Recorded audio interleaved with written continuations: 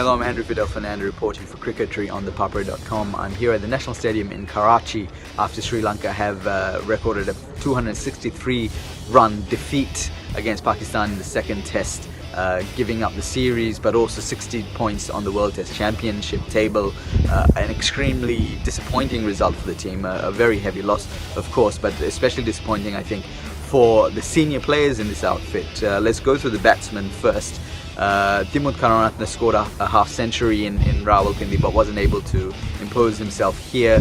Despite getting a couple of starts, he wasn't able to convert those into some bigger scores. Angelo Matthews had a poor series overall, as did Kusal Mendis, getting out nicking to slips repeatedly. Dinesh Chandimal scored a half-century in the first innings, but in flatter conditions here in the second innings with Sri Lanka chasing a big score, wasn't able to make a big contribution either. So those batsmen kind of went missing through parts of the series, and Sri Lanka really need those kinds of batsmen, the guys who played 25, 30 tests to come in and provide the kind of leadership that they need when they're facing a tough score like a 4-7-6 in the final innings. It wasn't that Sri Lanka were, really had a realistic chance of making that total. It was the rate of their decline that was really disappointing. They were 97 for 5 at one stage and had already essentially lost the match and didn't show a lot of fight.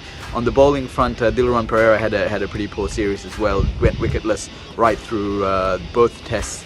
Has had a really average year, so I think there'll be serious question marks about his future and whether he can be considered Sri Lanka's go-to spinner anymore. I think Lasith Ambuldenye was much more impressive in Karachi, taking those 4 wickets in the first innings, so he was less successful in the second innings as well. A few bright spots, 2 in particular. Oshada Fernando, who scored 100 in the second innings, did so at a fairly rapid pace compared to some of his teammates, and showed a lot of talent and skill. I think the challenge for him now is that other teams will now start to look at him and try and work out his weaknesses using analysts and footage of his innings, so he'll have to come through that period now, but he definitely has done enough in this test match to deserve a longer stint in the national side.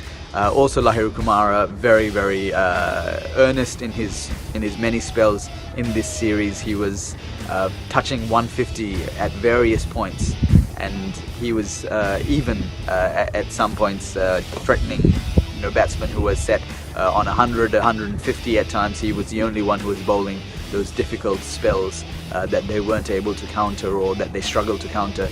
So those 2 positives aside, a pretty disappointing and deflating test here in Karachi for Sri Lanka.